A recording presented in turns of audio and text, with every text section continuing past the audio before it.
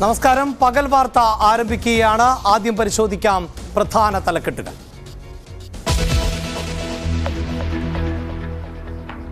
പ്രചാരണത്തിന് കൂടുതൽ സമയം ലഭിക്കുന്നത് കേരളത്തിൽ എങ്ങനെ പ്രതിഫലിക്കും? മുന്നണികൾക്ക് ആശങ്കയും ആശ്വാസവും. വേനൽ ചൂടിനെ മറികടന്നും കേരളത്തിൽ പ്രചാരണം കൊഴുക്കുന്നു. ആരാധനാലയങ്ങളിൽ വോട്ട് തേടിയെത്തി സ്ഥാനാർത്ഥി. നമ്മുടെ പ്രചരണം എന്തായാലും നടക്കണ്ട്. ഇന്ന് ഞാൻ ഞായറാഴ്ച രാവിലെ കാരണം 7:30 മണി മുതൽ ഓരോരു പള്ളിയിൽ സഞ്ചരിച്ചു. കുറേ ആൾക്കാരെ കാണാൻ സാധിച്ചു. ഒരു കല്യാണത്തിൽ കയറി ഇറങ്ങി. ഇപ്പോൾ ഇന്ന് ഒരു ഊണ് നേർച്ച എന്ന് പറഞ്ഞ സെൻറ്റ് ജോസഫ്സിൻ്റെ ഫീസ്റ്റിന് വേണ്ടിയുണ്ട്.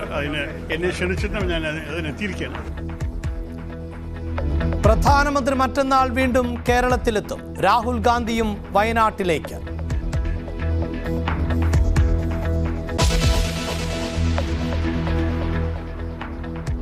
ഏഴുഘട്ടമായി തെരഞ്ഞെടുപ്പ് നടത്തുന്നതിനെതിരെ പ്രതിപക്ഷ പാർട്ടികൾ.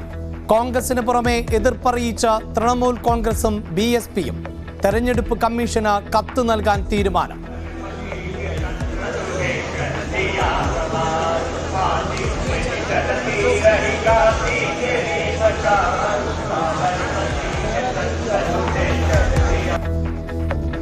ഭാരത് ജോഡോ ന്യായ് യാത്രയ്ക്ക് സമാപനം. മുംബൈ ശിവാജി പാർക്കിൽ ഇന്ത്യ മുന്നണിയുടെ ശക്തിപ്രകടനം.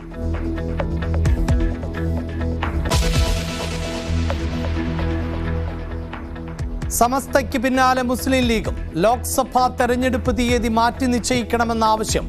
വെള്ളിയാഴ്ചയിലെ വോട്ടെടുപ്പ് വിശ്വാസികൾക്ക് പ്രയാസം സൃഷ്ടിക്കും. പോളിംഗിനെ ബാധിക്കുമെന്നും സമസ്ത.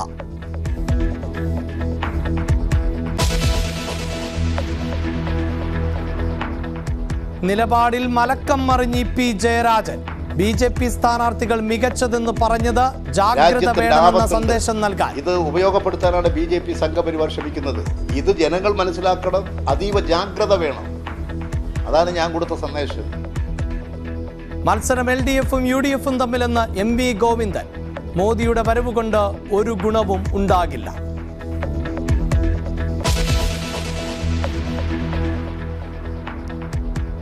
BJPയുടെ വലയിൽ വീഴാതെ S രാജേന്ദ്രൻ.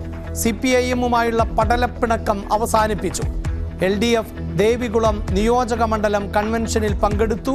വേദിയിൽ MM മണിക്കൊപ്പം S രാജേന്ദ്രൻ.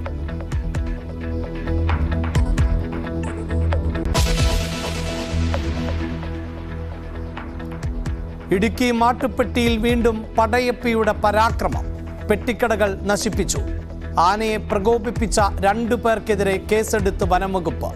കോതമംഗലത്ത് അജ്ഞാത ജീവിയെ കണ്ടതായി നാട്ടുകാർ. പരിശോധന നടത്തി ഉദ്യോഗസ്ഥർ.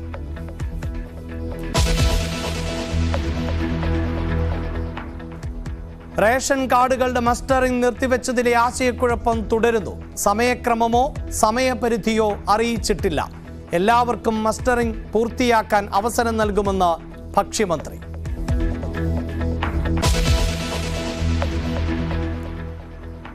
സംസ്ഥാനത്ത് കനത്ത ചൂട് തുടരും. പാലക്കാടും കൊല്ലത്തും ഉയർന്ന താപനില. ഒറ്റപ്പെട്ട മഴയ്ക്കും ഇടിമിന്നലിനും സാധ്യതയെന്നും കാലാവസ്ഥാ നിരീക്ഷണ കേന്ദ്രം.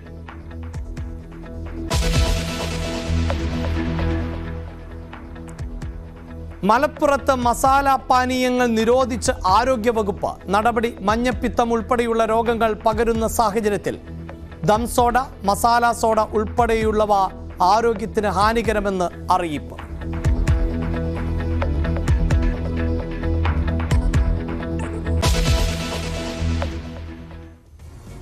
പകൽ വാർത്തയിലേക്ക് വിശദമായി കടക്കുകയാണ്. വോട്ടെടുപ്പിന് 40 നാൾ ശേഷിക്കെ പ്രചാരണം ശക്തമാക്കിയിരിക്കുകയാണ് വിവിധ മുന്നണികൾ. പ്രധാനമന്ത്രി നരേന്ദ്രമോദി മറ്റന്നാൾ കേരളത്തിൽ വീണ്ടും എത്തുന്നുണ്ട്. പാലക്കാടാണ് നരേന്ദ്രമോദിയുടെ റോഡ് ഷോ. ഭാരത് ജോഡോ യാത്ര സമാപിക്കുന്നതിനാൽ രാഹുൽ ഗാന്ധിയും ഈ ആഴ്ച വയനാട്ടിൽ എത്തും. LDFും UDFും മുഴുവൻ സ്ഥാനാർത്ഥികളെയും പ്രഖ്യാപിച്ചപ്പോൾ BJP 4 സീറ്റുകളിൽ കൂടി സ്ഥാനാർത്ഥികളെ ഇനി പ്രഖ്യാപിക്കാനുണ്ട്.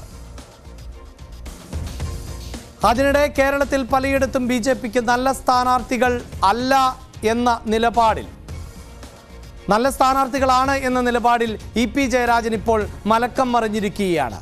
ജാഗ്രത വേണമെന്ന സന്ദേശം നൽകാനാണ് പലയിടത്തും BJP സ്ഥാനാർത്ഥികൾ മികച്ചത് എന്ന് പറഞ്ഞത്.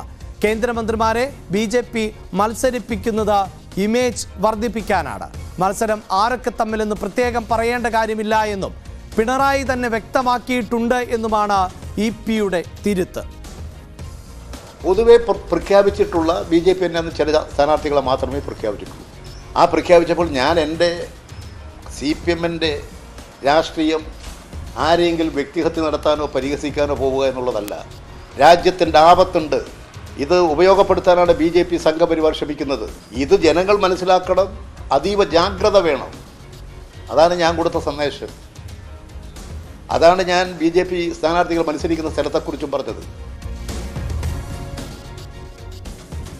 മത്സരം LDF-ഉം UDF-ഉം തമ്മിലാണ് എന്നും മോദിയുടെ വരവ് കൊണ്ട് ഒരു ഗുണവും ഉണ്ടാകില്ല എന്നും CPIM സംസ്ഥാന സെക്രട്ടറി MV ഗോവിന്ദൻ പറഞ്ഞു. അല്ല, മോദി കേരളത്തിൻ്റെ വിവിധ മേഖലയിൽ 10 സീറ്റിലധികം സീറ്റ് കിട്ടുമെന്ന് പറഞ്ഞുകൊണ്ട് പ്രചരണം നടത്തിക്കൊണ്ടിരിക്കുകയാണ്. കേരളത്തിൽ ഒരു സീറ്റും BJPക്ക് നേടാൻ സാധിക്കില്ല എന്നുള്ളതാണ് കൃത്യമായിട്ടുള്ള വസ്തുത. കേരളത്തിൽ BJPക്ക് ഒരു സീറ്റും ലഭിക്കുന്നതല്ല. അത് മികച്ച സ്ഥാനാർത്ഥികളൊക്കെ ഉണ്ടാവും. സ്ഥാനാർത്ഥികളെ നോക്കിയിട്ട് മാത്രമല്ലല്ലോ വോട്ട്, നയല്ലേ, നയമാണ് LDF-ഉം UDF-ഉം തമ്മിലാണ്. അതേസമയം സംസ്ഥാനത്ത് വെള്ളിയാഴ്ച വോട്ടെടുപ്പ് നടത്തുന്നതിനെതിരെ മുസ്ലിം ലീഗും സമസ്തയും എതിർപ്പ് അറിയിച്ച് രംഗത്ത് വന്നിരിക്കുകയാണ്.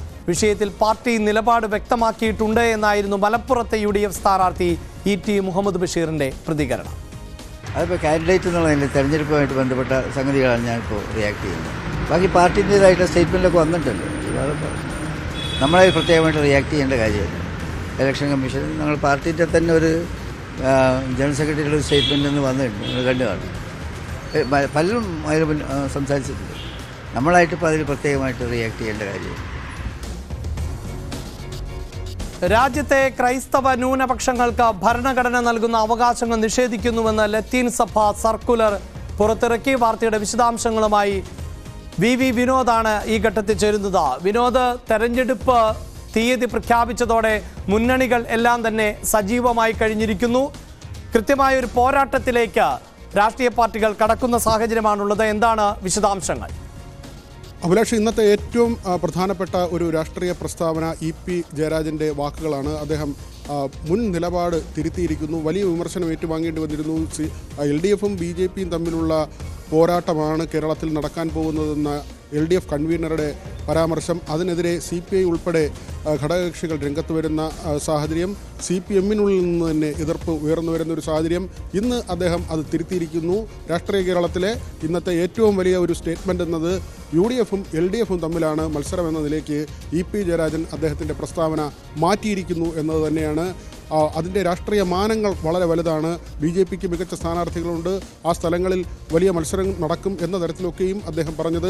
അതിനുശേഷം രാജീവ് ചന്ദ്രശേഖറുമായി EP ജയരാജന് ബിസിനസ് ബന്ധമുണ്ടെന്ന പ്രതിപക്ഷത്തിൻ്റെ ആരോപണം, VD സതീശൻ ഗുരുതരമായ ആരോപണവുമായി രംഗത്ത് വരുന്നു. എന്നാൽ ഈ ആരോപണം EP ജയരാജൻ നിഷേധിക്കുന്നു. രാജീവ് ചന്ദ്രശേഖരനെ കാണുകയോ അദ്ദേഹവുമായി ടെലിഫോണിൽ പോലും സംസാരിക്കുകയോ ചെയ്തിട്ടില്ല എന്ന വിശദീകരണം നൽകുന്നു. അതിനുമപ്പുറത്തേക്ക് നേരത്തെ LDF-ഉം BJP-യും തമ്മിലുള്ള മത്സരമാണ് നടക്കാൻ പോകുന്നതെന്ന സ്റ്റേറ്റ്മെൻറ്റ് അദ്ദേഹം തിരുത്തുന്നു. അതുതന്നെയാണ് ഏറ്റവും പ്രധാനപ്പെട്ട ഒരു കാര്യം. മറ്റൊന്ന്, മുസ്ലിം ലീഗും സമസ്തയും ഉന്നയിച്ച വിഷയം. നമുക്കറിയാം, BJP അവരുടെ A+ മണ്ഡലങ്ങൾ ഉൾപ്പെടെയുള്ള ഇടങ്ങളിൽ വലിയ വിജയം നേടാനുള്ള ശ്രമങ്ങളുമായി പോകുന്നു. അതിനിടയിലാണ് ന്യൂനപക്ഷ വോട്ടുകൾ, അത് പ്രത്യേകിച്ച് ക്രൈസ്തവ മേഖലയുമായി ബന്ധപ്പെട്ട് അവർ സൗഹൃദം സ്ഥാപിക്കുന്നു. എന്നാൽ ന്യൂനപക്ഷ വോട്ടുകൾ പോൾ ചെയ്യപ്പെടാതിരിക്കാൻ വേണ്ടി 26-ന് വെള്ളിയാഴ്ച നോമ്പ് കാലത്ത് പോളിംഗ് ഡേറ്റ് നിശ്ചയിച്ചത്. ഇതിന് പിന്നിൽ മറ്റ് താല്പര്യങ്ങളുണ്ട്. ന്യൂനപക്ഷ വിഭാഗങ്ങളുടെ, പ്രത്യേകിച്ച് മുസ്ലിം വിഭാഗങ്ങളുടെ വോട്ട് വിഹിതം കുറയ്ക്കുക എന്ന നിലയ്ക്കുള്ള ചില ആരോപണങ്ങളാണ് ഉയർന്നു വരുന്നത്. ആ നിലയ്ക്ക് വലിയ രാഷ്ട്രീയ പ്രാധാന്യമുള്ള ഒരു നീക്കം ലീഗിൻ്റെയും സമസ്തയുടെയും ഭാഗത്തു നിന്ന് വരുന്നു. അഭിലാഷ് ആദ്യം സൂചിപ്പിച്ചതുപോലെ കഴിഞ്ഞ ദിവസം തിരഞ്ഞെടുപ്പ് തീയതി പ്രഖ്യാപിക്കുന്നു. ഇന്ന് പൂർണ്ണമായി തന്നെ സ്ഥാനാർത്ഥികൾ, ഞായറാഴ്ച ദിവസമാണ്, പ്രത്യേകിച്ച് ക്രൈസ്തവ ദേവാലയങ്ങൾ കേന്ദ്രീകരിച്ചുള്ള പ്രചരണം തിരുവനന്തപുരം മണ്ഡലം പരിശോധിച്ചാൽ നമുക്ക് ആ നിലയ്ക്കാണ് കാണാൻ കഴിയുന്നത്. ശശി തരൂരും രാജീവ് ചന്ദ്രശേഖരും പന്ന്യൻ രവീന്ദ്രനും ഉൾപ്പെടെയുള്ള ആളുകളെല്ലാം തന്നെയും ക്രൈസ്തവ ദേവാലയങ്ങളും പുരോഹിതരെയും കാണുന്ന തിരക്കിലാണ്. നേരത്തെ തന്നെ ചുവരെഴുത്തുകളും പോസ്റ്റർ പതിക്കലും ആ തരത്തിലുള്ള പ്രചരണ പരിപാടികളുമായി മുന്നോട്ട് പോയിരുന്നു. വോട്ട് ചേർക്കൽ ഉൾപ്പെടെയുള്ള നടപടികൾ ഇതിനകം പൂർത്തിയാക്കിയിട്ടുണ്ട്. വാശിയേറിയ പോരാട്ടത്തിലേക്കാണ് കാര്യങ്ങൾ പോകുന്നത്. തിരുവനന്തപുരം ജില്ലയെ സംബന്ധിച്ച് 2 മണ്ഡലങ്ങൾ, തിരുവനന്തപുരം പാർലമെൻറ്റ് മണ്ഡലവും ആറ്റിങ്ങൽ പാർലമെൻറ്റ് മണ്ഡലവും. നമ്മൾ തിരുവനന്തപുരത്തെ കാര്യം പറയുന്നത് പോലെ തന്നെ വളരെ പ്രധാനമായ ഒരു ഇടമാണ് ആറ്റിങ്ങൽ പാർലമെൻറ്റ് മണ്ഡലം. അവിടെ കേന്ദ്ര സഹമന്ത്രി വി മുരളീധരനാണ്. വർഷങ്ങളായി അദ്ദേഹം അവിടം കേന്ദ്രീകരിച്ച് പ്രവർത്തിക്കുന്നുണ്ട്. കേരയിൽ സമരം വന്നപ്പോൾ മഞ്ഞക്കുറ്റി ഊരിയെറിയുന്നതിന് ആ ജനകീയ സമരം എന്നതിലേക്ക് ഉയർന്നു വന്ന ആ പ്രക്ഷോഭത്തിന് മുന്നിൽ നിന്ന് നേതൃത്വം നൽകിയ ആളാണ് വി മുരളീധരൻ. ഒരുപക്ഷെ ഒരു കേന്ദ്രമന്ത്രി അത്തരമൊരു സമരത്തിലേക്കൊക്കെയും എത്തുന്നത് ജനങ്ങൾക്ക് അന്ന് അദ്ദേഹത്തോട് തോന്നിയ വികാരം അതെല്ലാം തന്നെ വോട്ടാക്കി മാറ്റാൻ കഴിയും എന്ന പ്രതീക്ഷ BJP വെച്ച് പുലർത്തുന്നുണ്ട്. അടൂർ പ്രകാശ് സിറ്റിംഗ് MP അദ്ദേഹം ബാലികേറാമലയായിരുന്ന UDFന് വലിയ പ്രതിസന്ധി ഉണ്ടായിരുന്ന, ഒരിക്കലും ജയിക്കാൻ സാധ്യതയില്ല എന്ന് തോന്നലുണ്ടാക്കിയിരുന്ന ആറ്റിങ്ങലിൽ വലിയ വിജയം നേടുന്നു. അദ്ദേഹം മന്ത്രിയായിട്ടുള്ള ആളാണ്. വി ജോയിയെ നമ്മൾ പരിശോധിച്ചാൽ അദ്ദേഹം DCS, അതായത് CPM ജില്ലാ സെക്രട്ടറി എന്ന നിലയിൽ നിന്നാണ് മത്സരരംഗത്തേക്ക് വരുന്നത്. MLA ആണ്. അദ്ദേഹം ജനിച്ചു വളർന്ന സ്ഥലമാണ്. അതുകൊണ്ട് തന്നെ പ്രാദേശികമായുള്ള ബന്ധം.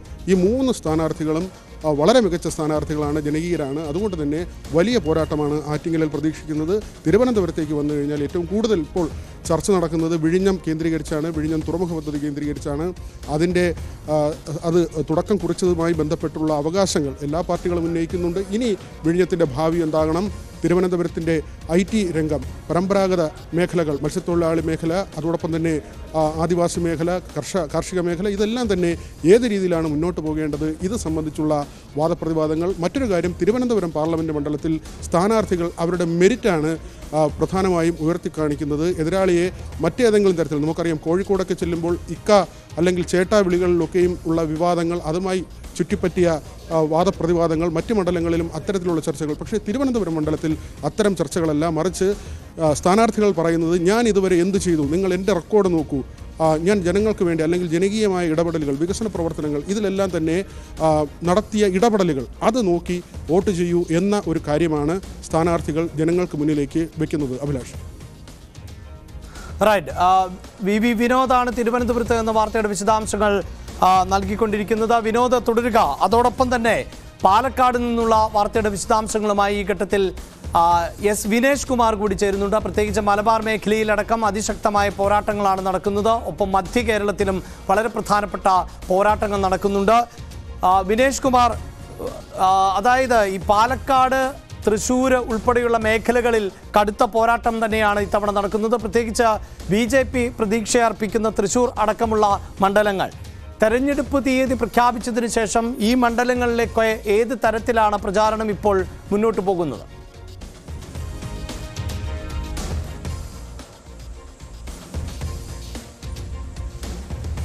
അഭിലാഷ്, പാലക്കാട് മണ്ഡലം വളരെ ശ്രദ്ധേയമാണ്. അതുകൊണ്ട് തന്നെയാണ് അടുത്ത ദിവസം പ്രധാനമന്ത്രി ഇവിടെ എത്തുന്നതും. BJPക്ക് കൃത്യമായ ഒരു സ്വാധീനമുള്ള സ്ഥലം കൂടിയാണ്. ഒരുപക്ഷേ തൃശ്ശൂരിനേക്കാൾ കൂടുതൽ BJPക്ക് സ്വാധീനമുള്ള ഒരു സ്ഥലം കൂടിയാണ് പാലക്കാട് എന്ന് നമുക്ക് പറയേണ്ടിയിരിക്കുന്നു. നമുക്കറിയാം, കഴിഞ്ഞ നിയമസഭാ തെരഞ്ഞെടുപ്പിൽ ശക്തമായ പോരാട്ടത്തിനൊടുവിലാണ് BJP സ്ഥാനാർത്ഥി, NDA സ്ഥാനാർത്ഥിയായ ഈ ശ്രീധരൻ പരാജയപ്പെടുന്നത്, ഷാഫി ജയിക്കുകയൊക്കെ ചെയ്യുന്നത്. ഇപ്പോഴും അവിടെ BJPക്ക് സ്വാധീനമുണ്ട്. അവിടെ നഗരസഭ ഭരിച്ചുകൊണ്ടിരിക്കുന്നത് BJPയാണ്.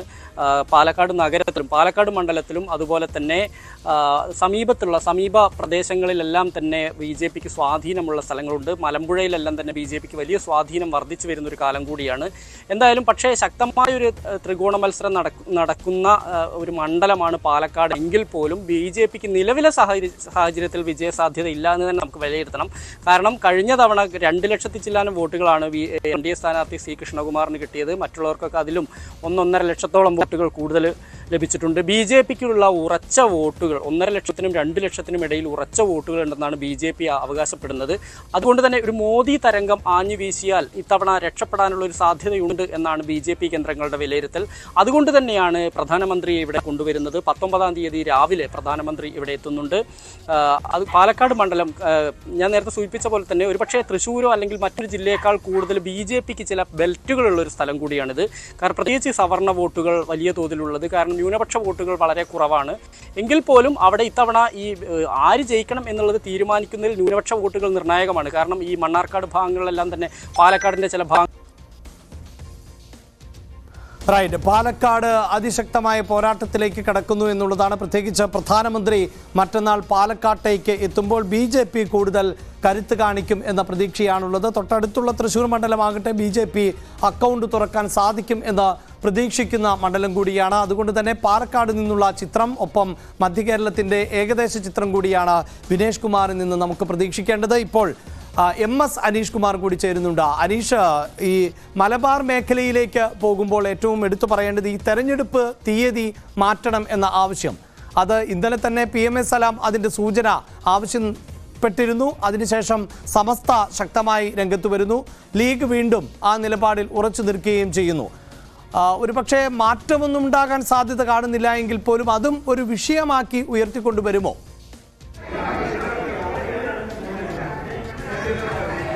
തീർച്ചയായും തെരഞ്ഞെടുപ്പ് രംഗത്ത് ഒരു ചർച്ചാ വിഷയമാക്കി ഇതിനകം തന്നെ ഈ തെരഞ്ഞെടുപ്പ് തീയതി മാറിക്കഴിഞ്ഞിരിക്കുന്നു. കാരണം സമസ്ത നേതാക്കളടക്കം നേരത്തെ പ്രതികരിച്ചത് ഇത്തരത്തിൽ വിവിധ സ്ഥലങ്ങളിലുള്ള കൂടിയാലോചനകൾ നടത്തി വിവിധ സംസ്ഥാനങ്ങളിലെ പ്രാദേശിക ഉത്സവങ്ങളുടെയും മറ്റ് ആരാധനാ ദിവസങ്ങളുമൊക്കെ കണക്കിലെടുത്താണ് ഇത്തരം ഒരു തീയതി തെരഞ്ഞെടുപ്പ് കമ്മീഷൻ നിശ്ചയിച്ചത്. പക്ഷേ എന്തുകൊണ്ടിത് വെള്ളിയാഴ്ച തന്നെയായി എന്ന ചോദ്യമാണ് അവർ ഉന്നയിക്കുന്നത്. കാരണം ഈ ബൂത്ത് ഏജന്റുമാരായി പോകുന്നവർ, വോട്ട് ചെയ്യാൻ പോകുന്ന ആളുകൾ, ഒപ്പം പണ്ഡിതന്മാരായ ആളുകൾ, ഇവർക്കൊക്കെ വെള്ളിയാഴ്ച ദിനങ്ങളിൽ വളരെ അസൗകര്യം നിറഞ്ഞ ദിനമാണ്. ഒപ്പം കേരളത്തിന് മുമ്പ് തെരഞ്ഞെടുപ്പ് നടക്കുന്ന ഏപ്രിൽ 19 നടക്കുന്ന തമിഴ്നാട്ടിലും സമാനമായ തന്നെയാണ്. തമിഴ്നാട്ടിലും ലക്ഷദ്വീപിൽ ഏറ്റവും അധികം മുസ്ലിം വോട്ടർമാർ, ഏതാണ്ട് 99% അല്ലെങ്കിൽ പൂർണ്ണമായും തന്നെ മുസ്ലിം വിഭാഗങ്ങൾ താമസിക്കുന്ന ഒരു സ്ഥലമാണ് ലക്ഷദ്വീപ്. അവിടെയും ഈ വെള്ളിയാഴ്ച ദിനം വോട്ടിംഗ് വെച്ചിരിക്കുന്നത് ഒരു ആശയക്കുഴപ്പം ഉണ്ടാക്കുന്നു, അല്ലെ ആളുകൾ വോട്ട് ചെയ്യാൻ പോകുന്നതിൽ തടസ്സമുണ്ടാക്കുന്നു എന്നാണ് പറയുന്നത്. നമുക്കറിയാം, ഈ തെരഞ്ഞെടുപ്പ് ആരംഭിച്ചപ്പോൾ തന്നെ, അല്ലെങ്കിൽ സ്ഥാനാർത്ഥികളുടെ ഔദ്യോഗിക പ്രഖ്യാപനമൊക്കെ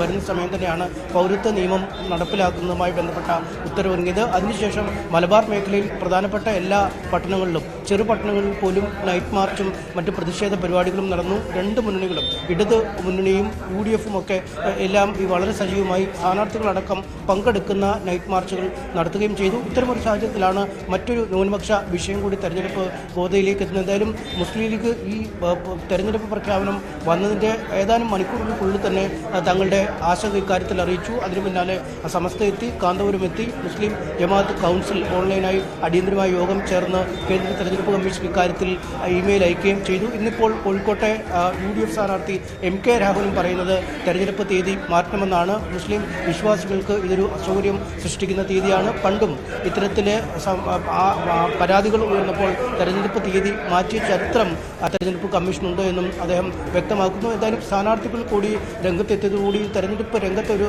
സജീവ ചർച്ചാ വിഷയമായി മാറിയിരിക്കുകയാണ്. പൗരത്വ നിയമത്തിന് പിന്നാലെ മറ്റൊരു മതന്യൂനപക്ഷ വിഷയത്തിലെ ഒന്നിയുള്ള തെരഞ്ഞെടുപ്പ് പ്രചാരണം തന്നെയാണ് മലബാർ മേഖലയിൽ ഇപ്പോൾ നടക്കുന്നത്.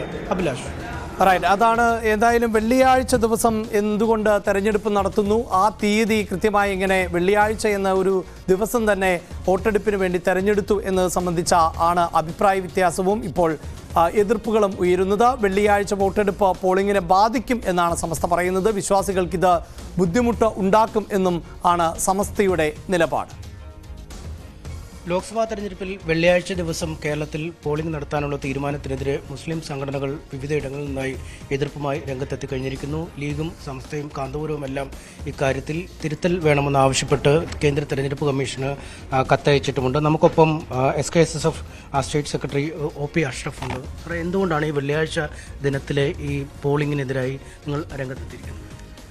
വെള്ളിയാഴ്ച വിശ്വാസികൾ ഏറെ സമയം ആരാധനയ്ക്ക് വേണ്ടി വിനിയോഗിക്കേണ്ട ഒരു ദിവസമാണ്. മുസ്ലിങ്ങളെ സംബന്ധിച്ചിടത്തോളം ഏറ്റവും പ്രധാനപ്പെട്ട ആഴ്ചയിലെ ഒരു ദിവസമാണ്, ആരാധനയുടെ ദിവസമാണ് വെള്ളിയാഴ്ച. ആ ദിവസം പോളിംഗ് നടന്നു കഴിയുമ്പോൾ ഉണ്ടായേക്കാവുന്ന ഒരുപാട് പ്രയാസങ്ങൾ വോട്ടർമാരെ സംബന്ധിച്ചിടത്തോളം അവർക്ക് പ്രയാസമാണ്.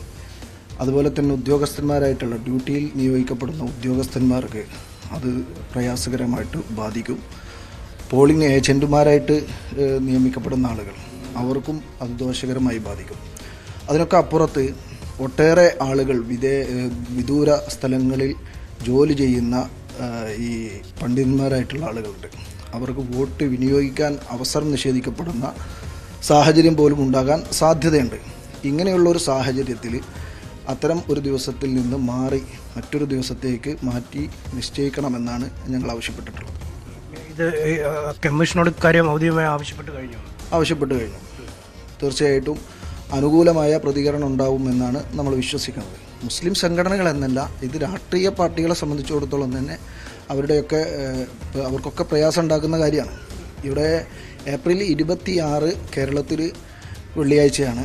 19 ലക്ഷദ്വീപ്, അതുപോലെ തന്നെ തമിഴ്നാട് ഉൾപ്പെടെയുള്ള ഒട്ടേറെ സ്ഥലങ്ങൾ.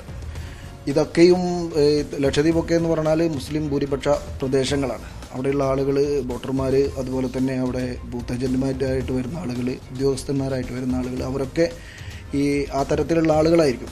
തീർച്ചയായിട്ടും അവർക്കതൊരു ദോഷകരമായി ബാധിക്കും. രാജ്യത്തെ ഏറ്റവും പ്രധാനപ്പെട്ട ഒരു ജനാധിപത്യ വ്യവസ്ഥ എന്ന നിലയ്ക്ക്, രാജ്യത്തിൽ ഏറ്റവും കൂടുതൽ ഇടപെടേണ്ട ഒരു സാഹചര്യം എന്ന നിലയ്ക്ക് അത്തരം ഒരു ദിവസത്തിലെ വോട്ടെടുപ്പ് മാറ്റിവെക്കണം എന്നതാണ് ഞങ്ങൾക്ക് ആവശ്യപ്പെടാൻ. പക്ഷേ അതിന് തൊട്ട് മുമ്പുള്ള ഡേറ്റ്, ഒന്നാം ഘട്ടം നടക്കുന്നത് 19, രണ്ടാമത് മൂന്നാം ഘട്ടം നടക്കുന്നത് മെയ് 3. ഇത്തരം ദിവസങ്ങളിലേക്കൊക്കെ തള്ളൽ പ്രാപ്തമാവും. കാരണം തമിഴ്നാട്ടിൽ തെരഞ്ഞെടുപ്പാണ്, അടുത്തടുത്ത സംസ്ഥാനങ്ങളിലെ ഒഴിവാക്കിയാണ് ഈ ഘട്ടങ്ങൾ നിശ്ചയിച്ചിരിക്കുന്നത്. പ്രായോഗികമായൊരു മാറ്റം പറ്റുമോ? ഈ പ്രായോഗികമായ മാറ്റം എന്നത് നമ്മളല്ലല്ലോ തീരുമാനിക്കേണ്ടത്. അത് തീർച്ചയായിട്ടും കമ്മീഷനാണ് തീരുമാനിക്കേണ്ടത്. അവർ അനുകൂലമായിട്ടുള്ള ഒരു നിലപാടിൽ വരും എന്ന് വിശ്വസിക്കുകയാണ്. കാരണം രാജ്യത്തെ ഏറ്റവും പ്രധാനപ്പെട്ട ഒരു ഇലക്ഷൻ നടക്കുമ്പോൾ ആ രാജ്യത്തെ പൊതുജനങ്ങളുടെ വികാരം കൂടെ മനസ്സിലാക്കി നീതിക്കൊപ്പം നിൽക്കേണ്ട ആളുകളാണല്ലോ തീർച്ചയായിട്ടും ഈ കമ്മീഷൻ എന്ന് പറയുന്നത്. അവരങ്ങനെ ചെയ്യുമെന്നാണ് വിശ്വസിക്കുന്നത്. ഈ രാജ്യത്തൊട്ടാകെ എല്ലാ സംസ്ഥാനങ്ങളിലും പോയി മാസങ്ങളോളം ചർച്ചകൾ നടത്തി ഇത് കാര്യങ്ങൾ, ഉത്സവങ്ങൾ, പ്രാദേശിക ഉത്സവങ്ങൾ അല്ലെങ്കിൽ മറ്റ് ഇതൊക്കെ പരിഗണിച്ചല്ലേ ഈ ഒരു പ്രഖ്യാപനം നടത്തിയിരിക്കുന്നത്. അത്തരമൊരു ഘട്ടത്തിലൊരു ചിന്തനം ഉണ്ടാകുമോ എന്ന്? അങ്ങനെ ആണോ എന്നറിയില്ല. ആകേണ്ടിയിരുന്നു. തീർച്ചയായിട്ടും അങ്ങനെയാണ് വേണ്ടിയിരുന്നത്. അത് ബോധ്യപ്പെട്ട് അതിനനുസരിച്ചായിരുന്നു ചെയ്യേണ്ടിയിരുന്നത്. കൃത്യമായിട്ട് അതിനെക്കുറിച്ച് ധാരണയില്ല. അത് അത്തരമൊരു കമ്മ്യൂണിക്കേഷൻ നടന്നോന്നറിയില്ല. അങ്ങനെ ഒരു കമ്മ്യൂണിക്കേഷൻ നടന്നിട്ടുണ്ടായിരുന്നെങ്കിൽ ഈ ഒരു ഡേറ്റിൽ വരില്ലായിരുന്നു എന്നാണ് നമ്മൾ വിശ്വസിക്കുന്നത്. തീർച്ചയായിട്ടും ഇവിടുത്തെ ജനങ്ങളെ ബാധിക്കുന്ന പ്രശ്നമാണല്ലോ. ഒരു കമ്മ്യൂണിറ്റി എന്നതിനപ്പുറത്ത് രാഷ്ട്രീയമായി ബാധിക്കുന്ന ഒരു വിഷയമാണ്, രാജ്യത്തെ ബാധിക്കുന്ന ഒരു വിഷയമാണ്. ആ വിഷയത്തിൽ തീർച്ചയായിട്ടും അനുകൂലമായിട്ടുള്ള ഒരു നിലപാടാണ് സ്വീകരിക്കേണ്ടിയിരുന്നത്. ധാരണപ്പുറത്തായിരിക്കില്ല എന്ന് വിശ്വസിക്കാം. എന്തായാലും ഈ തീയതിയിലൊരു മാറ്റം വരുമെന്നാണ് ഇവർ കണക്ക് കൂട്ടുന്നത്. കാരണം വളരെ ഗുരുതരമായി ഈ വോട്ടിംഗ് ശതമാനത്തെ ബാധിക്കുന്ന ഒരു പ്രശ്നമാണ്. വോട്ടർമാർക്ക് വോട്ട് ചെയ്യാൻ കഴിയാതെ വരും, അല്ലെങ്കിൽ ബൂത്ത് ഏജന്റുമാർക്ക് പൂർണ്ണ സമയം തങ്ങളുടെ ബൂത്തുകളിൽ ഇരിക്കാൻ കഴിയില്ല. പ്രത്യേകിച്ചും കേരളത്തിലെ അവസ്ഥ പരിഗണിച്ചാൽ മലബാർ മേഖലയിലെ പല ഇടങ്ങളിലും ഇത്തരത്തിൽ ബൂത്ത് ഏജന്റുമാർക്ക് ബുദ്ധിമുട്ട് വരുന്ന ഒരു സാഹചര്യം ഉണ്ടാകും. ഉദ്യോഗസ്ഥർക്കും ഇത് വലിയ ബുദ്ധിമുട്ട് വരുത്തുമെന്നാണ് പറഞ്ഞത്. എന്തായാലും ഈ മേഖലയിൽ ഒന്നടങ്കം ഇതിനെതിരെ ഒരു പ്രതിഷേധം ഉയർന്നു കഴിഞ്ഞിട്ടുണ്ട്. നിരവധി ഇമെയിലുകളാണ് ഇതുമായി ബന്ധപ്പെട്ട് കേന്ദ്ര തെരഞ്ഞെടുപ്പ് കമ്മീഷന് അയച്ചിരിക്കുന്നത്. റൈറ്റ്. എന്തായാലും സമസ്തയുടെ നിലപാട് ഇതാണ്. മാത്രമല്ല മറ്റ് പ്രതികരണങ്ങൾ കൂടി നമുക്ക് ലഭ്യമായിട്ടുണ്ട്. വെള്ളിയാഴ്ച വോട്ടെടുപ്പ് നടത്തുന്നതിൽ എതിർപ്പറിയിച്ചുകൊണ്ട് വി അബ്ദുറഹ്മാനും രംഗത്ത് വന്നിട്ടുണ്ട്. വെള്ളിയാഴ്ചത്തെ തെരഞ്ഞെടുപ്പ് പലർക്കും ബുദ്ധിമുട്ടുണ്ടാക്കും എന്നാണ് അദ്ദേഹം പറയുന്നത്. വിവിധ സംഘടനകൾ ഉന്നയിച്ച ബുദ്ധിമുട്ട് തെരഞ്ഞെടുപ്പ് കമ്മീഷനെ അറിയിക്കും. ഇതിൽ തീരുമാനമെടുക്കേണ്ടത് കേന്ദ്ര തെരഞ്ഞെടുപ്പ് കമ്മീഷനാണ്. സംസ്ഥാന സർക്കാരുമായി ചർച്ച നടത്തിയിട്ടില്ല എന്നും വി അബ്ദുറഹ്മാൻ പറഞ്ഞു. അതേസമയം വെള്ളിയാഴ്ചത്തെ തെരഞ്ഞെടുപ്പ് മാറ്റണം എന്ന് കോൺഗ്രസ് MP MK രാഘവനും ആവശ്യപ്പെട്ടിരിക്കുകയാണ്. മുസ്ലിം സംഘടനകളുടെ ആവശ്യം തെരഞ്ഞെടുപ്പ് കമ്മീഷൻ പരിഗണിക്കണം എന്നാണ് അദ്ദേഹം പറയുന്നത്. ഇത്തരത്തിൽ തീയതി മാറ്റിയ ചരിത്രമുണ്ട് എന്നും MK രാഘവൻ ഓർമ്മപ്പെടുത്തുകയാണ്. ഒരു സംശയം വേണ്ട, അവരുമായി ബന്ധപ്പെട്ട് ആലോചിച്ചുകൊണ്ട് എന്തെല്ലാം ആവശ്യമായ കാര്യങ്ങൾ ചെയ്യാൻ ഞാൻ തയ്യാറാണ്. കാരണം അവരുന്നയിക്കപ്പെട്ട കാര്യം ന്യായമാണ്, ഒരു വിശ്വാസത്തിന്റെ ഭാഗമാണ്. വെള്ളിയാഴ്ച എല്ലാവർക്കും ആ ദിവസം പ്രത്യേക നോമ്പുകാലം കൂടിയാണ്. പള്ളിയിൽ പോകാനും കാര്യങ്ങളൊക്കെ ചെയ്യാറുണ്ട്. കൂടുതൽ പ്രാർത്ഥനയുടെ ദിവസം വെള്ളിയാഴ്ച ദിവസം. അതുകൊണ്ട് ആ കാര്യം പരിഗണിക്കണമെന്നാണ് എനിക്ക് സൂചിപ്പിക്കാനുള്ളത്. ഈ തെരഞ്ഞെടുപ്പ് കമ്മീഷൻ എല്ലാ സംസ്ഥാനങ്ങളും സന്ദർശിച്ച് പലതരത്തിലുള്ള കൂടിയാലോചനകൾ നടത്തി പ്രാദേശിക ഉത്സവങ്ങൾ, അവധി ദിനങ്ങൾ ഇതൊക്കെ പരിഗണിച്ചല്ലേ ഈ ഒരു തീയതി നിശ്ചയിച്ചിരിക്കുന്നത്. ലക്ഷദ്വീപിലും ഈ ഏപ്രിൽ 19 തെരഞ്ഞെടുപ്പ്, അവിടുത്തെ വെള്ളിയാഴ്ചയാണ്. ഞാൻ പറഞ്ഞു വരുന്നത്, മുസ്ലിം സംഘടനകൾ ആവശ്യപ്പെട്ട കാര്യം ന്യായമാണ്, അത് പരിഗണിക്കണം എന്നാണ് എൻ്റെയും ഇലക്ഷൻ കമ്മീഷനുള്ള റിക്വസ്റ്റ്. അത് പ്രായോഗികമാണോ ഇനിയിപ്പോൾ? അത് ഇലക്ഷൻ കമ്മീഷൻ തീരുമാനിക്കേണ്ട വിഷയമാണ്. പണ്ടും ഡേറ്റ് മാറ്റിയിട്ടുണ്ട്, നേരത്തെ ഇങ്ങനൊരു സംഭവം ഉണ്ടായിട്ടുണ്ട്, മാറ്റിയിട്ടുണ്ട്. റൈറ്റ്. MK രാഘവൻ MP അടക്കമുള്ളവരുടെ പ്രതികരണങ്ങളാണ് പുറത്തു വന്നുകൊണ്ടിരിക്കുന്നത്. ഇത്രയുമാണ് ഇന്ന് പ്രധാനമായും സംസ്ഥാനത്തെ തെരഞ്ഞെടുപ്പുമായി ബന്ധപ്പെട്ട വാർത്തകൾ പങ്കുവയ്ക്കാനുള്ളത്. എങ്കിൽ ദേശീയ തലത്തിലേക്ക് എത്തുമ്പോൾ 7 ഘട്ടമായി തെരഞ്ഞെടുപ്പ് നടത്തുന്നതിനെതിരെ പ്രതിപക്ഷ കക്ഷികൾ രംഗത്ത് എത്തിയിരിക്കുകയാണ്. കോൺഗ്രസിന് പുറമെ തൃണമൂൽ കോൺഗ്രസ്, BSP തുടങ്ങിയ കക്ഷികളും രംഗത്ത് വന്നു കഴിഞ്ഞു. തെരഞ്ഞെടുപ്പ് കമ്മീഷന് കത്ത് നൽകാനാണ് ഇത് സംബന്ധിച്ച് പ്രതിപക്ഷ പാർട്ടികളുടെ തീരുമാനം.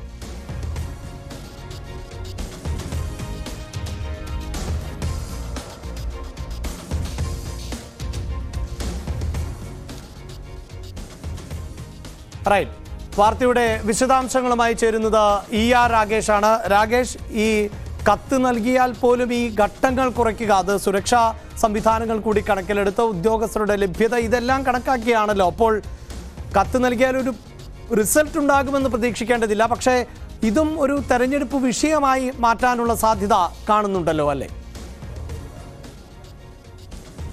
7 ഘട്ടമായി തെരഞ്ഞെടുപ്പ് നടത്താനുള്ള കമ്മീഷന്റെ പ്രഖ്യാപനത്തെയാണ് ഏതായാലും പ്രതിപക്ഷ കക്ഷികൾ ചോദ്യം ചെയ്യുന്നത്. കോൺഗ്രസ് മാത്രമല്ല, തൃണമൂൽ കോൺഗ്രസ്, BSP, NCPയിലെ ശരത് പവാർ വിഭാഗം തുടങ്ങിയവരൊക്കെ ഇതിനെ ചോദ്യം ചെയ്തുകൊണ്ട് രംഗത്ത് വന്നിട്ടുണ്ട്. പ്രധാനമായും ദൈർഘ്യമേറിയ ഷെഡ്യൂൾ, ഒപ്പം തന്നെ പണച്ചെലവ്, ഇതാണ് പ്രധാനമായും ഈ കക്ഷികൾ പറയുന്നത്. കോൺഗ്രസിൻ്റെ പ്രതികരണം മല്ലികാർജ്ജുൻ ഖർഗെ വ്യക്തമാക്കിയിരിക്കുന്നത് പ്രധാനമന്ത്രി നരേന്ദ്രമോദിക്ക് എല്ലായിടത്തും പ്രചാരണത്തിന് പോകണം എന്നാണ് അദ്ദേഹം പറഞ്ഞിരിക്കുന്നത്. അല്ലെങ്കിൽ ഇതൊരു 3 or 4 ഘട്ടമായി ഇത് ചുരുക്കാമായിരുന്നു എന്ന പ്രതികരണം കോൺഗ്രസിൻ്റെ ഭാഗത്തുനിന്ന് വന്നിട്ടുണ്ട്. തൃണമൂൽ കോൺഗ്രസ് പ്രധാനമായും ചൂണ്ടിക്കാണിക്കുന്നത് BJPക്ക് വേണ്ടിയാണ് ഈ ഷെഡ്യൂൾ എന്നവർ ചൂണ്ടിക്കാണിക്കുന്നു. മാത്രവുമല്ല, ബംഗാളിൽ 42 സീറ്റാണ്, അതിനേക്കാൾ 3 സീറ്റ് കുറവ് മാത്രമാണ് തമിഴ്നാട്ടിലുള്ളത്. അവിടെ ഒറ്റഘട്ടമായി വോട്ടെടുപ്പ് നടക്കുന്നു. നേരത്തെ ബംഗാൾ സർക്കാർ 2 ഘട്ടമായി തെരഞ്ഞെടുപ്പ് നടത്തുമെന്ന ആവശ്യം മുന്നോട്ട് വെച്ചിരുന്നു. അത് തള്ളുകയാണ് കമ്മീഷൻ ചെയ്തത്. അപ്പോൾ ഇത്തരമൊരു നീക്കം രാഷ്ട്രീയപരമായ നീക്കമാണ് എന്ന ആരോപണം തൃണമൂലും ഉന്നയിക്കുന്നു. BSPയും സമാനമായ ആരോപണം ഉന്നയിച്ചിട്ടുണ്ട്. പ്രത്യേകിച്ച് ഈ സമയം, ഒപ്പം തന്നെ പണച്ചെലവ്, പല വിഭവങ്ങളുടെ ഒക്കെ കാര്യങ്ങൾ ചൂണ്ടിക്കാണിച്ചുകൊണ്ട് BSPയും സമാനമായൊരു വിമർശനം ഉന്നയിക്കുകയും ചെയ്തിട്ടുണ്ട്. NCPയും അതുതന്നെയാണ് ചൂണ്ടിക്കാണിക്കുന്നത്. അവിടെയും 5 ഘട്ടമായി മഹാരാഷ്ട്രയിൽ തെരഞ്ഞെടുപ്പ് നടത്തുന്നതിനെയാണ് പ്രധാനമായും NCP ചോദ്യം ചെയ്യുന്നത്. കാരണം 2014 3 ഘട്ടമായും 2019 4 ഘട്ടമായും വോട്ടെടുപ്പ് നടക്കുമ്പോൾ കൂടുതൽ കേന്ദ്ര നേതാക്കൾക്ക്, സർക്കാരിലെ അല്ലെങ്കിൽ പ്രധാനമന്ത്രി അടക്കമുള്ളവർക്ക് അവിടെ പ്രചാരണത്തിനായി എത്താൻ സമയം വേണം. അതുകൊണ്ട് തന്നെയാണ് 5 ഘട്ടമായി തെരഞ്ഞെടുപ്പ് നടത്തുന്നത് എന്ന വാദം അവരും ഉന്നയിക്കുകയും ചെയ്യുന്നു. ഏതായാലും കമ്മീഷൻ്റെ ഭാഗത്തുനിന്ന് കമ്മീഷൻ വൃത്തങ്ങൾ വ്യക്തമാക്കുന്നത് സാധാരണഗതിയിൽ ഇത്തരം ഷെഡ്യൂളുകളൊക്കെ തയ്യാറാക്കുന്നത് വിവിധ ആഘോഷങ്ങൾ, ഒപ്പം തന്നെ മറ്റ് അവധികൾ, മറ്റു പരിപാടികളൊക്കെ നോക്കിക്കൊണ്ടാണ്. അങ്ങനെയാണ് ഇത് 44 ദിവസം എന്ന ഷെഡ്യൂളിലേക്ക് എത്തിയത്. ഏപ്രിൽ 19 മുതൽ ജൂൺ 4 എന്ന രീതിയിലേക്ക് അതുവരെയുള്ള 44 ദിവസം ഷെഡ്യൂളിലെത്തിയത്. അല്ലാതെ മറ്റ് വാദങ്ങളൊന്നും തന്നെ ശരിയല്ല, അടിസ്ഥാനരഹിതമാണെന്ന പ്രതികരണമാണ് കമ്മീഷൻ വൃത്തങ്ങളുടെ ഭാഗത്തും ഉണ്ടായിട്ടുള്ളത്. ഏതായാലും ഈ വാദത്തിൽ ഉറച്ചു നിൽക്കുകയാണ് പ്രതിപക്ഷ കക്ഷികൾ. 7 ഘട്ടമായുള്ള തെരഞ്ഞെടുപ്പിനെ അവർ ചോദ്യം ചെയ്തുകൊണ്ടിരിക്കുന്നു. റൈറ്റ്, 7 ഘട്ടമായുള്ള തെരഞ്ഞെടുപ്പ് നടത്തിപ്പിനെയാണ് പ്രധാനമായും പ്രതിപക്ഷ പാർട്ടികൾ ഇപ്പോൾ ചോദ്യം ചെയ്യുന്നത്. ഇത് കൂടുതൽ സാമ്പത്തികമായി മുന്നിൽ നിൽക്കുന്ന രാഷ്ട്രീയ പാർട്ടികൾക്കൊക്കെ മാത്രമാണ് ഇത്തരത്തിൽ തെരഞ്ഞെടുപ്പ് നീണ്ടുപോയാൽ ഗുണകരമാകുക എന്ന് പറയുമ്പോൾ അത് സ്വാഭാവികമായും BJPയെ തന്നെയാണ് ലക്ഷ്യം വെക്കുന്നത് എന്നതിലും സംശയമില്ല. ഇനി നമുക്ക് കൂടുതൽ തെരഞ്ഞെടുപ്പ് വാർത്തകൾ പരിശോധിക്കാം. ക്രൈസ്തവ ദേവാലയങ്ങളിൽ നിന്ന് മികച്ച പിന്തുണയാണ് ലഭിക്കുന്നത് എന്നാണ് തിരുവനന്തപുരത്തെ UDF സ്ഥാനാർത്ഥിയായ ശശി തരൂർ പറയുന്നത്. വിശ്വാസ സമൂഹത്തിന്റെ പിന്തുണ ആത്മവിശ്വാസം വർദ്ധിപ്പിക്കുന്നതായും ശശി തരൂർ ന്യൂസ് 18നോട് പ്രതികരിച്ചു. നോമ്പുകാലമായതിനാൽ ക്രൈസ്തവ ദേവാലയങ്ങളിൽ പ്രാർത്ഥനകളും മറ്റ് ഉപവാസങ്ങളുമൊക്കെ നടക്കുന്ന ഒരു സമയമാണ്. അതുകൊണ്ട് തന്നെ സ്ഥാനാർത്ഥികൾ കൂടുതലായും ദേവാലയങ്ങളിലെത്തി വിശ്വാസികളെയും ഒപ്പം തന്നെ വൈദികരെയും ഒക്കെ കണ്ട് പിന്തുണ ഉറപ്പാക്കുന്നതിന് വേണ്ടിയിട്ടുള്ള ശ്രമമാണ് നടക്കുന്നത്. രാവിലെ മുതൽ തന്നെ 3 കക്ഷികളുടെയും സ്ഥാനാർത്ഥികൾ, 3 മുന്നണികളുടെയും സ്ഥാനാർത്ഥികൾ ദേവാലയങ്ങൾ കേന്ദ്രീകരിച്ചുകൊണ്ടുള്ള പ്രചാരണമാണ് നടത്തിക്കൊണ്ടിരിക്കുന്നത്. ശശി തരൂരിന്റെ നേതൃത്വത്തിൽ മണ്ണന്തലയിലും അതോടൊപ്പം തന്നെ പരുത്തിപ്പാറയിലുമുള്ള ദേവാലയങ്ങൾ സന്ദർശിച്ചതിന് ശേഷമാണ് അദ്ദേഹം PMGയിലെ ലൂർദ് ഫെറോന പള്ളിയിൽ വിശ്വാസികളുടെ വോട്ട് തേടിയെത്തിയിരിക്കുന്നത്. മുതിർന്ന കോൺഗ്രസ് നേതാക്കൾ അടക്കമുള്ളവർ അദ്ദേഹത്തോട് ഒപ്പമുണ്ട്. എന്തായാലും വലിയ തരത്തിലുള്ള രാഷ്ട്രീയ പോരാട്ടത്തിന് വഴിയൊരുങ്ങുന്ന തിരുവനന്തപുരത്ത് ഏത് തരത്തിലായിരിക്കും വോട്ടർമാരുടെ മനസ്സിനെ സ്വാധീനിക്കാനാവുക എന്ന വലിയൊരു ചോദ്യമുണ്ട്. ശ്രീ ശശി തരൂർ, എങ്ങനെ പുരോഗമിക്കുന്നു പ്രചാരണം? ഇന്ന് എങ്ങനെ പുരോഗമിക്കുന്നു? നോക്കൂ, നമ്മുടെ പ്രചാരണം എന്തായാലും നടക്കുന്നുണ്ട്. ഇന്ന് ഞാൻ ഞായറാഴ്ച രാവിലെ കാരണം 7:30 മണി മുതൽ ഓരോരു പള്ളിയിൽ സഞ്ചരിച്ചു. കുറേ ആൾക്കാരെ കാണാൻ സാധിച്ചു. ഒരു കല്യാണത്തിൽ കയറി ഇറങ്ങി. ഇപ്പോൾ ഇന്ന് ഒരു ഊണ് നേർച്ച എന്ന് പറഞ്ഞ സെൻറ്റ് ജോസഫ്സിൻ്റെ ഫീസ്റ്റിന് വേണ്ടിയുണ്ട്. അതിന് എന്നെ ക്ഷണിച്ചിട്ട് ഞാൻ അതിനെത്തിയിരിക്കുകയാണ്. അപ്പോൾ എല്ലാവരുടെയും ജനങ്ങളെ കണ്ട് അവർ വോട്ട് പിന്തുണ എങ്ങനെയുണ്ട്? എങ്ങനെ ലഭിക്കുന്നു പിന്തുണ? ഞാൻ പോയവിടെ എല്ലാവരുടെയും ഭയങ്കര പിന്തുണയാണ് കാണുന്നത്. അവസാനത്തെ വോട്ടിൽ തീരുമാനിക്കണ്ടേ. തീർച്ചയായിട്ടും എല്ലാ ആശംസകളും. അപ്പോൾ അത്തരത്തിലാണ് അദ്ദേഹത്തിന്റെ പ്രചാരണം പുരോഗമിച്ചുകൊണ്ടിരിക്കുന്നത്. വൈകുന്നേരവും സമാനമായ തരത്തിൽ വിവിധ ക്രൈസ്തവ ദേവാലയങ്ങളിലേക്ക് വോട്ട് തേടി എത്തുന്ന തരത്തിലാണ് ഇന്നത്തെ തെരഞ്ഞെടുപ്പ് പ്രചാരണം UDFന്റെ ഇലക്ഷൻ ക്യാമ്പ് സജ്ജമാക്കിയിരിക്കുന്നത്. ക്യാമറമാൻ സന്തോഷ് കുമാറിനൊപ്പം ഡാൻ കുര്യൻ, ന്യൂസ് 18. തിരുവനന്തപുരത്തെ സിറ്റിംഗ് MP കൂടിയാണ് ശശി തരൂർ. അദ്ദേഹം വലിയ ആത്മവിശ്വാസമാണ് പുലർത്തുന്നത് എങ്കിൽ പ്രധാനപ്പെട്ട എതിരാളി എന്താണ് പറയുന്നത്? തിരുവനന്തപുരത്തെ LDFും UDFും തമ്മിലാണ് മത്സരം എന്നാണ് ഇടത് സ്ഥാനാർത്ഥി പന്ന്യൻ രവീന്ദ്രന്റെ പ്രതികരണം. LDFും BJPയും തമ്മിലാണ് മത്സരമെന്ന് ഇടതുമുന്നണി കൺവീനർ EP ജയരാജൻ പറഞ്ഞത് മറ്റേതെങ്കിലും സ്ഥലത്തെക്കുറിച്ച് ആകും. ആരൊക്കെ തമ്മിലാണ് മത്സരം എന്ന് മുഖ്യമന്ത്രി വ്യക്തമാക്കിയിട്ടുണ്ട് എന്നും പന്ന്യൻ രവീന്ദ്രൻ ന്യൂസ് 18നോട് പറഞ്ഞു. തിരഞ്ഞെടുപ്പ് പ്രഖ്യാപനം വന്ന ശേഷമുള്ള ആദ്യ ദിവസത്തെ പ്രചരണ പരിപാടികളാണ്. LDFന്റെ സ്ഥാനാർത്ഥി ശ്രീ പന്ന്യൻ രവീന്ദ്രൻ നമുക്കൊപ്പം ചേരുന്നുണ്ട്. തിരുവനന്തപുരം മണ്ഡലത്തിൽ വലിയ തോതിൽ രാഷ്ട്രീയം ചർച്ചയാവുന്നുണ്ട്, മതേതരത്വം ചർച്ചയാവുന്നുണ്ട്, വികസനം ചർച്ചയാവുന്നുണ്ട്. LDF എന്താണ് മുന്നോട്ട് വയ്ക്കുന്നത്? ഇതെല്ലാം നമ്മുടെ ചർച്ചയിലുള്ളതാണ്. ആദ്യം നമ്മുടെ നാട്ടിൻ്റെ നിലനിൽപ്പാണ്. ആ നാട്ടിൻ്റെ നിലനിൽപ്പിന് തന്നെ ഭീഷണിയാവുന്ന CAA അതൊരു വലിയ കുരുക്കാണ്. മനുഷ്യന്റെ മനസ്സിനകത്ത് ഇപ്പം ഭയത്തിന്റെ ഭാഗം കടന്നു വരുന്നതായിരിക്കും. അത് കേന്ദ്ര ഗവൺമെന്റിന്റെ വളരെ ബോധപൂർവമായ തീരുമാനമാണ്. ആ തീരുമാനം സാധാരണ മനുഷ്യനെ വല്ലാത്ത വിഷമത്തിലാക്കിയിരിക്കുന്നു. കേന്ദ്ര ഗവൺമെന്റ് എടുക്കുന്ന നയങ്ങളെല്ലാം മോഡി എല്ലാം റെഡിയാക്കും എന്ന് പറഞ്ഞാൽ മോഡി ഒന്നും ചെയ്തില്ല എന്നുള്ള കാര്യം. പാവങ്ങളെ പേര് പറഞ്ഞ് അധികാരത്തിൽ വന്ന് പണക്കാരെ വമ്പം പണക്കാരാക്കി മാറ്റി. അദാനി എന്ന് പറയുന്ന മുതലാളി ഇപ്പോൾ ലോകത്തിലെ 3ാമത്തെ മുതലാളിയായി. ഗുജറാത്തിൽ 68ാം സ്ഥാനത്തുണ്ടായിരുന്ന ആളെ ആ ലോകത്തിലെ 3ാം സ്ഥാനത്താക്കിയിരിക്കുന്നു. അപ്പോൾ അദ്ദേഹം ചെയ്യേണ്ട കാര്യങ്ങൾ ചെയ്തുകൊണ്ടിരിക്കുകയാണ്. BJPക്ക് അതിന് ഗുണമുണ്ട്. ഇലക്ടോറൽ ബോണ്ടിന്റെ വിശദമായ കണക്കിങ് വന്നാൽ നിങ്ങൾക്കറിയാം BJP വാങ്ങിയിരിക്കുന്ന കാശ് എത്രയാണ്. ആ കാശ് എങ്ങനെ ഉണ്ടായി? ആ കാശുണ്ടായത് മുഴുവൻ ഈ മുതലാളിമാർ കൊടുത്ത കാശാണ്. മുതലാളിമാർക്ക് കാശ് കൊടുക്കാൻ വേണ്ടി വന്ന ഒരു പുതിയ മാർഗമായിട്ട് ഇലക്ടോറൽ ബോണ്ട്. സുപ്രീം കോടതി അത് കൃത്യമായി പറഞ്ഞല്ലോ.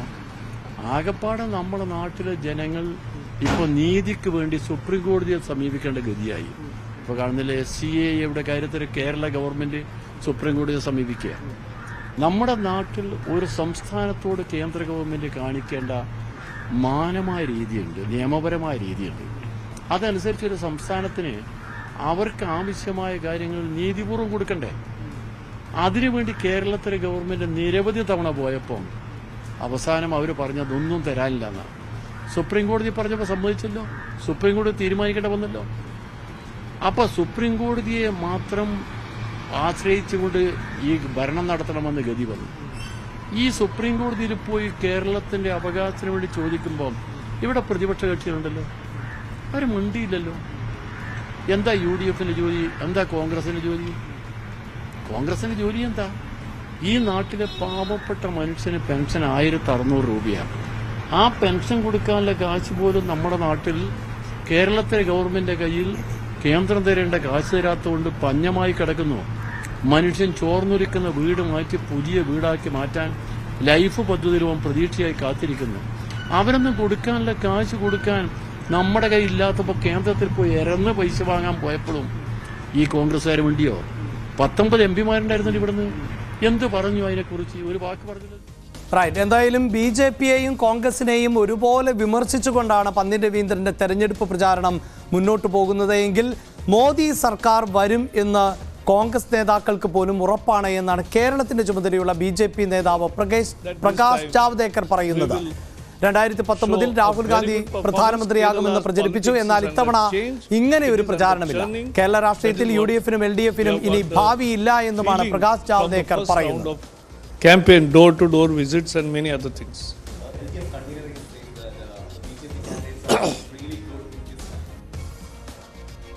എന്തായാലും ഈ തെരഞ്ഞെടുപ്പ് കാലത്ത് നിരവധി നേതാക്കളെ മറ്റു പാർട്ടികളിൽ നിന്നും സ്വന്തം പാളയത്തിലേക്ക് എത്തിക്കുന്നതിൻ്റെ തിരക്കിൽ ആണ് BJP എന്ന് അറിയാൻ. കഴിഞ്ഞ ദിവസമായിരുന്നു അത്തരത്തിൽ പത്മജ വേണുഗോപാലും പത്മിനി തോമസും ഒക്കെ എത്തിയത്. അതിൽ CPMന്റെ നേതാവായ S രാജേന്ദ്രനെ പാളയത്തിലേക്ക് എത്തിക്കുമെന്ന റിപ്പോർട്ടുകൾ ഉണ്ടായിരുന്നു. അത്തരം ചർച്ചകൾ നടക്കുന്നു എന്ന കാര്യം രാജേന്ദ്രൻ തന്നെ സ്ഥിരീകരിച്ചതുമാണ്.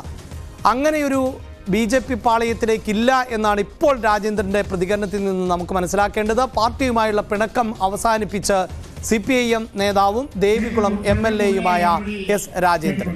ദേവികുളത്തെ LDF കൺവെൻഷനിൽ S രാജേന്ദ്രൻ പങ്കെടുത്തു. MM മണിക്കൊപ്പം വേദി പങ്കിടുകയും ചെയ്തു അദ്ദേഹം. പാർട്ടി നേതാക്കൾ S രാജേന്ദ്രനുമായി നടത്തിയ ചർച്ചയിലാണ് മഞ്ഞുരുകിയത്. കാര്യങ്ങളെ സംബന്ധിച്ചെല്ലാം നേരത്തെ ഞാൻ പറഞ്ഞിട്ടുണ്ട്. പാർട്ടിക്കൊരു ഓരൽ പറ്റുന്ന ഒരു കാര്യങ്ങളും പറയാനോ ചെയ്യാനോ താല്പര്യമുള്ള ആളല്ല. തെരഞ്ഞെടുപ്പിലും ആ സമീപനം ഉണ്ടാവും. നിലയിലുള്ള അഭിപ്രായങ്ങൾ പറയുവാനൊന്നും ഈ സമയം ഉപയോഗിക്കാൻ ആഗ്രഹിക്കുന്നില്ല. അതാണ് ശരിക്കും പറയാനുള്ളത്. മനുഷ്യനിൽ തീരുമാനത്തിലേക്കായില്ല.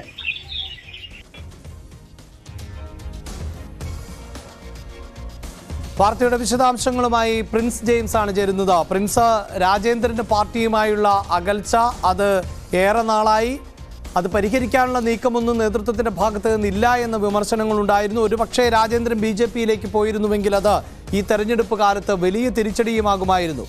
ഏത് നിലയിലാണ് മഞ്ഞുരുക്കിയത്?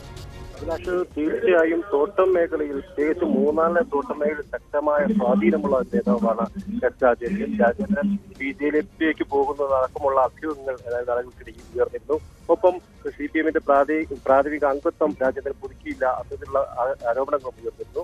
ഇതിനിടെയാണ് വീണ്ടും ശക്തമായ തുടർച്ചയായ ചർച്ചകൾ നടത്തി ഒടുവിൽ രാജേന്ദ്രൻ പാർട്ടിയിലേക്ക് തിരികെ എത്തുകയും പൊതുവേദിയിൽ പാർട്ടിയിലെ ദേവികുളം നിയോജക മണ്ഡലം കൺവെൻഷനിൽ ജോയിസ് ജോർജിന്റെ കൺവെൻഷനിൽ രാജേന്ദ്രൻ പങ്കെടുക്കുകയും ചെയ്ത് ഏതാനും നാളുകൾക്ക് ശേഷമാണ് രാജേന്ദ്രൻ ഒരു പൊതുവേദി LDF വേദിയിൽ പങ്കെടുക്കുന്നത്. കൃത്യമായി പറഞ്ഞാൽ കഴിഞ്ഞ നിയമസഭാ തെരഞ്ഞെടുപ്പിന് ശേഷം രാജേന്ദ്രൻ LDF വേദികളിൽ പങ്കെടുത്തിരുന്നില്ല. രാജേന്ദ്രനെ സസ്പെൻഡ് ചെയ്തിരുന്നു. അന്ന് കഴിഞ്ഞ തെരഞ്ഞെടുപ്പിൽ CPM സ്ഥാനാർത്ഥിയെ പരാജയപ്പെടുത്താൻ രാജേന്ദ്രൻ ശ്രമിച്ചു എന്നതടക്കമുള്ള ആരോപണങ്ങൾ ഉയർന്നിരുന്നു. ഇതിനെ തുടർന്നാണ് സസ്പെൻഷൻ ഉണ്ടായത്. എന്നാൽ ഇത് ശരിയല്ലെന്ന് ചൂണ്ടിക്കാട്ടി രാജേന്ദ്രൻ കത്ത് നൽകിയിരുന്നെങ്കിലും അക്കാര്യങ്ങളൊന്നും പിന്നീട് പാർട്ടി പരിഗണിച്ചിരുന്നില്ല. എന്നാൽ കഴിഞ്ഞിടയ്ക്ക് വീണ്ടും ഈ രാജേന്ദ്രന്റെ BJPയിലേക്ക് അടക്കം പോകുന്നതിനുള്ള ആരോപണങ്ങൾ ഉയർന്നു. കൃത്യമായും ദേശീയ നേതാക്കളടക്കം രാജേന്ദ്രനുമായി ചർച്ച നടത്തിയിരുന്നെന്ന് അദ്ദേഹം തന്നെ വ്യക്തമാക്കുകയും ചെയ്തിരുന്നു. തുടർന്ന് ഇത്തരത്തിൽ പാർട്ടി നേതൃത്വം ഇടപെടുകയും കൃത്യമായ ഒരു ചർച്ചയിലൂടെ പാർട്ടിയിലേക്ക് തിരികെ എത്തുകയും ചെയ്തിരിക്കുന്നു. എന്തായാലും ഈ തെരഞ്ഞെടുപ്പ് കാലത്ത് CPMന് രാജേന്ദ്രനെ പിടിച്ചു നിർത്താനാകുന്നു എന്നത് വളരെ പ്രധാനപ്പെട്ടതാണ്. പക്ഷേ പത്മജ വേണുഗോപാലിനെ അങ്ങനെ പിടിച്ചു നിർത്താൻ കോൺഗ്രസിന് സാധിച്ചിരുന്നില്ല. എന്നാൽ ഈ പത്മജ വേണുഗോപാൽ CPMയിലേക്ക് പോകാനുള്ള ചില നീക്കങ്ങൾ നടത്തിയിരുന്നു, അല്ലെങ്കിൽ CPMയിലേക്ക് ക്ഷണിച്ചിരുന്നു എന്ന തരത്തിലുള്ള റിപ്പോർട്ടുകൾ ഉണ്ടായിരുന്നു. പത്മജ വേണുഗോപാലിനെ CPMയിലേക്ക് കൊണ്ടുവരാൻ ശ്രമിച്ചിട്ടില്ല എന്നാണ് LDF കൺവീനർ EP ജയരാജൻ പറയുന്നത്. താൻ ക്ഷണിച്ചെങ്കിൽ അവർ CPMയിലേക്കാണ് വരേണ്ടിയിരുന്നത്. തൃക്കാക്കര സമയത്ത് കുറെ കോൺഗ്രസുകാർ കാണാൻ വന്നിട്ടുണ്ട്. ദല്ലാൽ നന്ദകുമാറിനെ അറിയില്ല എന്നും EP ജയരാജൻ പറഞ്ഞു. പിന്നെ ഞാൻ പത്മജ വേണുഗോപാലിനെ CPMയിലേക്ക് കൊണ്ടുവരാൻ ശ്രമിച്ചിട്ടുണ്ടെങ്കിൽ അവർ ഇപ്പോൾ ഇങ്ങോട്ടല്ലേ വരണ്ട്. അവർ പോയത് BJPയിലേക്കല്ലേ. എന്നെ കാണാൻ ഞാനത് തൃക്കാക്കര തെരഞ്ഞെടുപ്പിൻ്റെ സമയത്ത് അവിടെ ഉണ്ടായപ്പോൾ ഒരുപാട് കോൺഗ്രസ്സുകാർ വന്നിട്ടുണ്ട്. ഇപ്പോൾ കോൺഗ്രസിനകത്തുള്ള പലരും വന്നിട്ടുണ്ട്. റൈറ്റ്. മറ്റൊരു പ്രധാനപ്പെട്ട വാർത്തയിലേക്ക്. ആലുവ പട്ടണത്തിൽ നിന്ന് രാവിലെ യുവാവിനെ കാറിലെത്തിയ സംഘം തട്ടിക്കൊണ്ടുപോയി. റോഡരികിൽ അരമണിക്കൂറോളം നിർത്തിയിട്ട കാറിൽ സമീപത്തെ ഹോട്ടലിൽ നിന്ന് ഭക്ഷണം കഴിച്ചിറങ്ങിയ ആളെയാണ് ബലമായി പിടിച്ചു കയറ്റിയത്. കഴിഞ്ഞ ദിവസം ഇതേ സ്ഥലത്ത് നിന്ന് തട്ടിക്കൊണ്ടുപോയ ആളെ ആലപ്പുഴയിൽ ഉപേക്ഷിച്ചിരുന്നു.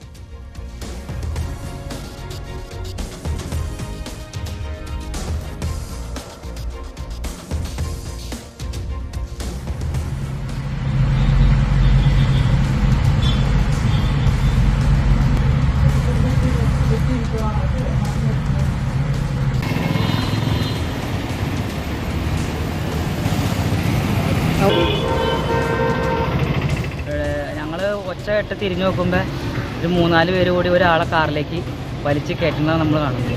നമ്മൾ ഓടി വന്നപ്പോഴേക്കും വണ്ടി വിട്ടുപോയി.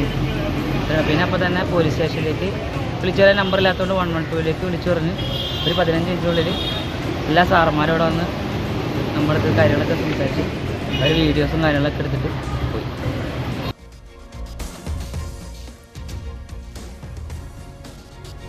വാർത്തയുടെ വിശദാംശങ്ങളുമായി ഡാനി പോളാണ് ചേരുന്നത്. ഡാനി, ഏറെ ദുരൂഹതയുള്ള ഒരു വാർത്തയാണല്ലോ ഇത്.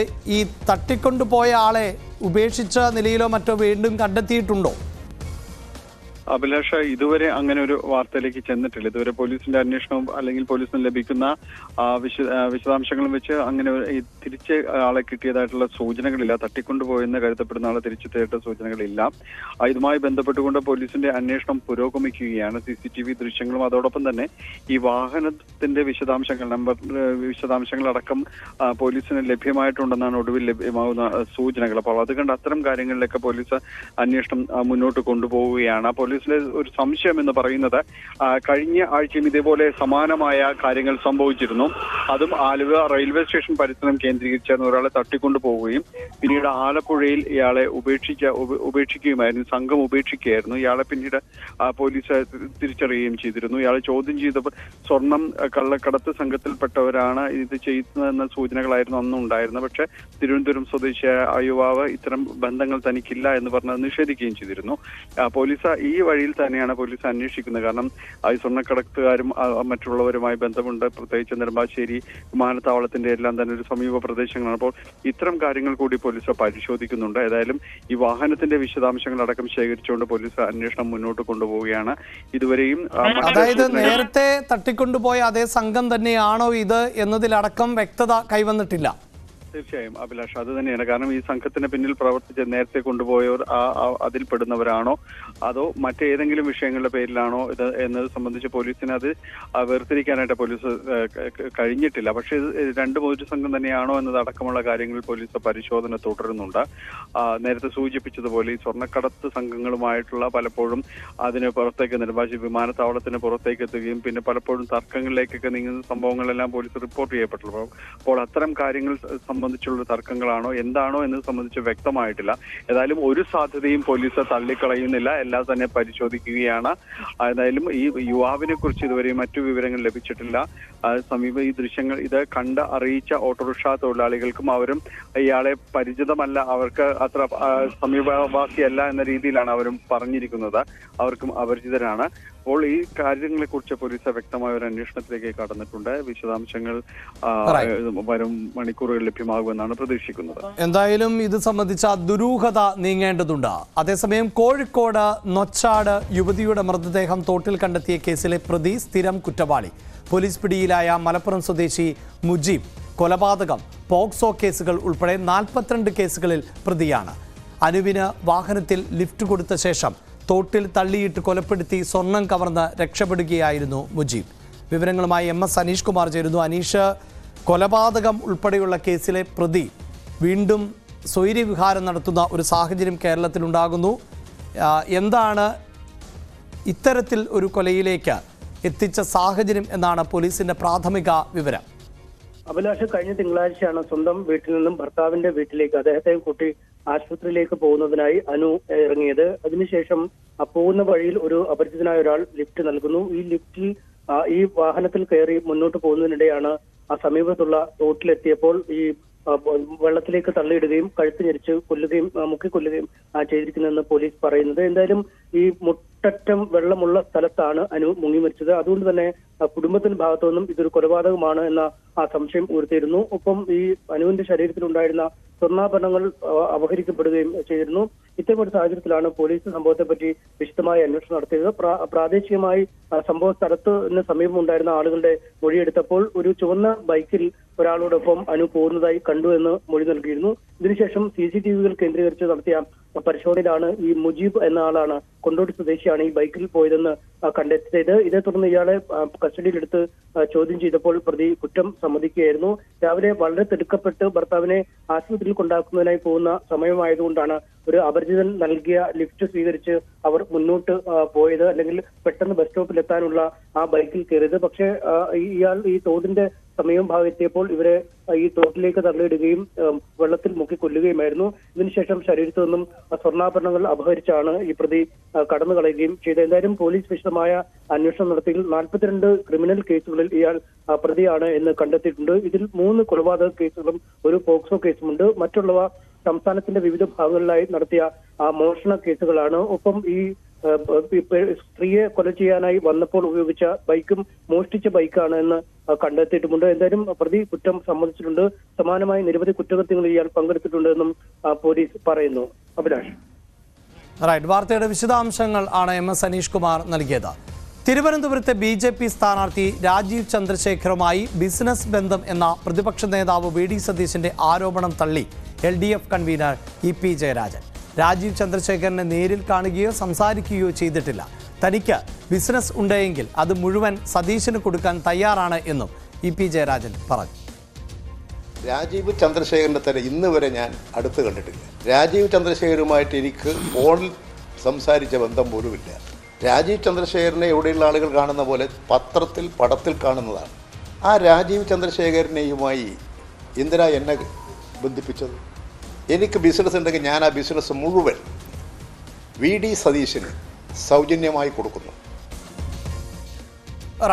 ഭാരത് ജോഡോ ന്യായ് യാത്രയുടെ സമാപന സമ്മേളനം ഇന്ന് മുംബൈയിൽ. ഇന്ത്യ സഖ്യ നേതാക്കളും പ്രതിപക്ഷ മുഖ്യമന്ത്രിമാരും സമ്മേളനത്തിൽ പങ്കെടുക്കും. CPIയും CPIയും വിട്ടുനിൽക്കും. സമ്മേളനത്തിന് മുന്നോടിയായി രാഹുൽ ഗാന്ധി മഹാത്മാഗാന്ധി താമസിച്ചിരുന്ന മണിഭവനിൽ നിന്ന് ഓഗസ്റ്റ് ക്രാന്തി മൈതാൻ വരെ പദയാത്ര നടത്തി.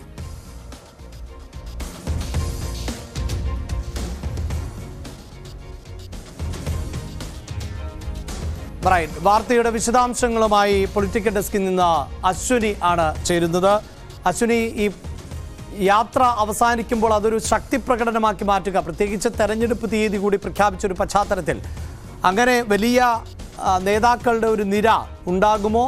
എത്രത്തോളം പങ്കാളിത്തമുണ്ട് അണികളുടെ? അഭിലാഷ് സൂചിപ്പിച്ചതുപോലെ തന്നെ ഭാരത് ജോഡോ ന്യായ് യാത്രയുടെ സമാപന സമ്മേളനം ഇന്ത്യ മുന്നണിയുടെ കരുത്ത് തെളിയിക്കാൻ വേണ്ടിയിട്ടുള്ള ഒരു സമ്മേളനം കൂടിയായി മാറുകയാണ്. രാത്രി 7 മണിക്കാണ് ശിവജി പാർക്കിൽ ഇത്തരത്തിലൊരു സമ്മേളനം സംഘടിപ്പിച്ചിട്ടുള്ളത്. ഇന്ത്യ മുന്നണിയുടെ പ്രധാന നേതാക്കൾ എല്ലാം പങ്കെടുക്കുമെന്നാണ് ഇപ്പോൾ നമുക്ക് അറിയാൻ സാധിച്ചിട്ടുള്ളത്. DMK നേതാവും അതുപോലെ തന്നെ തമിഴ്നാട് മുഖ്യമന്ത്രിയുമായ MK സ്റ്റാലിൻ മുംബൈയിൽ ഇതിൽ പങ്കെടുക്കാനായി എത്തിക്കഴിഞ്ഞിരിക്കുന്നു. അതുപോലെ തന്നെ അഖിലേഷ് യാദവ്, തേജസ്വി യാദവ് തുടങ്ങിയവരും ഇതിൽ പങ്കെടുക്കും. ഇതിന് പുറമെ തന്നെ ചമ്പായ് സോറൻ, ജാർഖണ്ഡ് മുഖ്യമന്ത്രി ചമ്പായ് സോറൻ, അതുപോലെ തന്നെ കൽപ്പന സോറൻ എന്നിവരും JMMന്റെ പ്രതിനിധികളായി ഈ സമ്മേളനത്തിൽ പങ്കെടുക്കും. ഇതിലെല്ലാം പുറമെ മഹാരാഷ്ട്രയിലെ മഹാവികാസ് അഘാഡി സഖ്യത്തിന്റെ നേതാക്കളായ ഉദ്ധവ് താക്കറെയും അതുപോലെ തന്നെ ശരത് പവാറും എല്ലാം ഈ സമ്മേളനത്തിന്റെ പങ്കാളികളാകുമെന്നാണ് നമുക്കിപ്പോൾ അറിയാൻ സാധിക്കുന്നത്. അതുകൊണ്ട് തന്നെ ഇതൊരു ശക്തി പ്രകടനം, പ്രത്യേകിച്ച് ശിവജി പാർക്കിൽ ഒരുക്കുന്ന ഒരു വലിയ സമ്മേളനം, അത് കോൺഗ്രസിന് മാത്രമല്ല അതുപോലെ ഇന്ത്യ മുന്നണിയുടെ ഒരു ശക്തി പ്രകടനമായി മാറുകയാണ്. ഇപ്പോൾ നേരത്തെ തന്നെ നിശ്ചയിച്ചിരുന്ന ഒരു പരിപാടിയാണെങ്കിൽ പോലും ഇതിൻ്റെ സമയക്രമത്തിൽ പലതരത്തിലുള്ള മാറ്റങ്ങൾ വന്നിട്ടുണ്ടായിരുന്നു. ഭാരത് ജോഡോയുടെ സമാപനം നേരത്തെ ആക്കിയിരുന്നു. ഈ മാസം 20 എന്നുള്ളത് 17 മാറുകയായിരുന്നു. ഇത്തരത്തിൽ തെരഞ്ഞെടുപ്പ് മുന്നിൽ കണ്ടുള്ള ഒരുക്കങ്ങളുടെ ഭാഗമായിട്ടാണോ യാത്ര വെട്ടിക്കുറച്ചതെന്നൊക്കെ സംശയിക്കേണ്ട ഒരു സാഹചര്യം നമുക്കിപ്പോൾ ഉണ്ട്. എന്നിരുന്നാൽ പോലും തെരഞ്ഞെടുപ്പ് ഇന്നലെ പ്രഖ്യാപിക്കുന്നു. ഇന്ന് ഇന്ത്യ മുന്നണിയുടെ മഹാറാലി. ഇത്തരത്തിൽ നോക്കുമ്പോൾ ഇത് വലിയൊരു അഡ്വാൻറ്റേജ് ആണ് ഇന്ത്യ മുന്നണിക്ക് നൽകുന്നത്. എന്നാൽ അതേസമയം BJPയുടേത്, അതായത് പ്രധാനമന്ത്രി നരേന്ദ്രമോദി ഇന്ന് ആന്ധ്രയിലുണ്ട്. അദ്ദേഹം അവിടെ ഒരു പൊതുറാലിയിൽ പങ്കെടുക്കും വൈകുന്നേരം. ഇത്തരത്തിൽ നോക്കുമ്പോൾ വളരെ മനോഹരം അല്ലെങ്കിൽ വളരെ ശക്തമായ രീതിയിലാണ് ഇരു വിഭാഗങ്ങളും തെരഞ്ഞെടുപ്പിനെ നേരിടാൻ വേണ്ടി ഒരുങ്ങുന്നത്. തെരഞ്ഞെടുപ്പിന്റെ പ്രഖ്യാപനം വന്നതിന് പിന്നാലെ തന്നെ ഇത്തരത്തിലൊരു റാലി നടത്തുന്നതിലൂടെ വലിയൊരു സന്ദേശം നൽകാനായിട്ടാണ് ഇന്ത്യ മുന്നണി ശ്രമിക്കുന്നത്. അഭിലാഷ്. അങ്ങനെ ഒരു ശക്തി പ്രകടനത്തിന് തയ്യാറെടുക്കുകയാണ് ഇന്ത്യ മുന്നണി. ദേശീയ തലത്തിലുള്ള മറ്റൊരു വാർത്ത പങ്കുവെക്കേണ്ടത് ഡൽഹി മുഖ്യമന്ത്രി അരവിന്ദ് കെജ്രിവാളിനെതിരെ കുരുക്ക് മുറുക്കി എൻഫോഴ്സ്മെന്റ് ഡയറക്ടറേറ്റ് എന്നതാണ്. ചോദ്യം ചെയ്യലിന് ഹാജരാകുന്നില്ലെന്ന് കാട്ടി ED നൽകിയ കേസിൽ കോടതി ജാമ്യം നൽകിയതിന് പിന്നാലെ ഇന്ന് 2 സമൻസുകളാണ് കെജ്രിവാളിന് നൽകിയിട്ടുള്ളത്.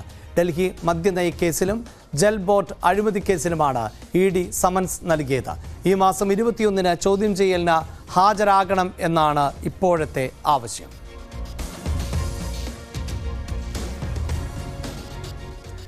ഇടുക്കി മാട്ടുപ്പെട്ടിയിൽ കാട്ടുകൊമ്പൻ പടയപ്പ ഇറങ്ങി. ബോട്ടിംഗ് സെന്ററിന് സമീപം രാവിലെ 6:30ഓടെയാണ് കാട്ടാന എത്തിയത്. വഴിയോരങ്ങളിൽ സ്ഥാപിച്ചിരുന്ന നിരവധി പെട്ടിക്കടകൾ കാട്ടാന നശിപ്പിച്ചു. അരമണിക്കൂറോളം ഗതാഗതം തടസ്സപ്പെടുത്തി. കഴിഞ്ഞ ദിവസങ്ങളിൽ കന്നിമല ഭാഗങ്ങളിൽ കാട്ടാനയെ കണ്ടിരുന്നു.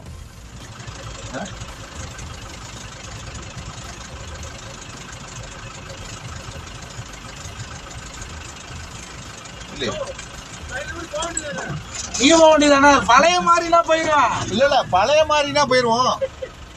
அதான் போட்டு போட்டு போட்டு போட்டு போட்டு போட்டு போட்டு போட்டு போடுதா போடுதா போடுதா ஏடா குட்டா மாறா. അതേസമയം മൂന്നാറിൽ പടയപ്പയെ പ്രകോപിപ്പിക്കുന്ന തരത്തിൽ ഫോട്ടോ എടുത്ത 2 പേർക്കെതിരെ വനംവകുപ്പ് കേസെടുത്തു. ഓൾഡ് മൂന്നാർ സ്വദേശികളായ സെന്തിൽ, രവി എന്നിവർക്ക് എതിരെയാണ് Munnar range officer Biju S കേസെടുത്തത്. 4 പേർ അടങ്ങുന്ന സംഘമാണ് ആനയെ ശല്യം ചെയ്തത് എന്നാണ് വനംവകുപ്പിന്റെ കണ്ടെത്തൽ. ഒരാഴ്ച മുമ്പാണ് ജനവാസ മേഖലയിൽ ഇറങ്ങിയ കാട്ടാന പടയപ്പയെ പ്രകോപിപ്പിക്കുന്ന തരത്തിൽ മുമ്പിൽ ചെന്ന് യുവാക്കളുടെ സംഘം ഫോട്ടോ എടുത്തത്. ഫോട്ടോ എടുക്കുന്ന ദൃശ്യങ്ങൾ സോഷ്യൽ മീഡിയയിൽ പ്രചരിച്ചതോടെയാണ് സംഭവത്തിൽ വനംവകുപ്പ് നടപടികളുമായി രംഗത്ത് എത്തിയത്.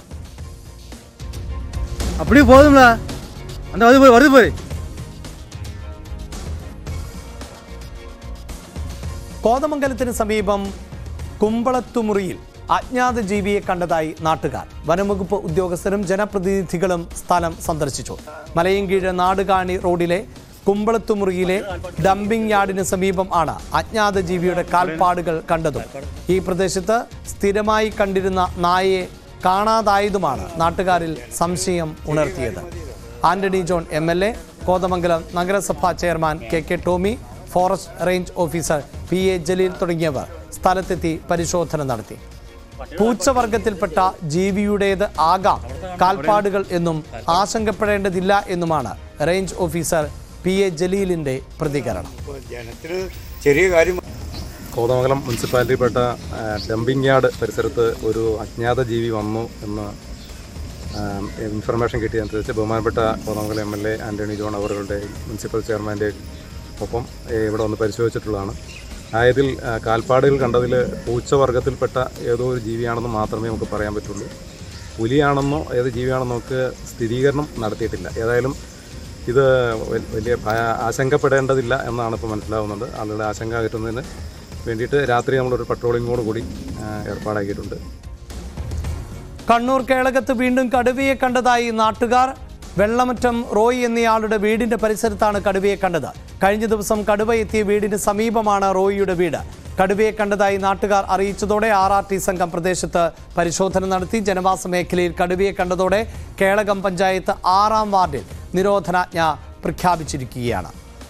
ഇടുക്കി നെടുങ്കണ്ടം ആമപ്പാറ ജാലകം ഇക്കോ പാർക്കിൽ വിനോദസഞ്ചാരികളുടെ പ്രതിഷേധം.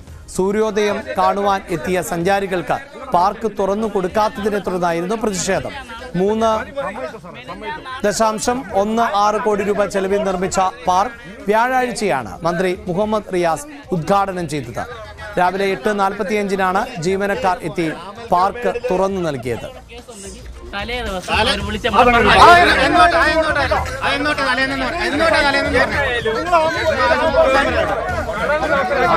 കണ്ണൂരിൽ നിന്ന് എത്തിയ ഗസ്റ്റുകളാണ്. കോട്ടയം മണിപ്പുഴയിൽ നിർത്തിയിട്ട ലോറിക്ക് പിന്നിൽ ജീപ്പിടിച്ച് ഒരാൾ മരിച്ചു. മുടിയേറ്റ് കലാകാരൻ പെരുമ്പാവൂർ സ്വദേശി ഉണ്ണികൃഷ്ണൻ ആണ് മരിച്ചത്. ഉണ്ണികൃഷ്ണനും മറ്റ് 7 പേരുമാണ് വാഹനത്തിൽ ഉണ്ടായിരുന്നത്. മറ്റുള്ളവരെ ആശുപത്രിയിലേക്ക് മാറ്റി.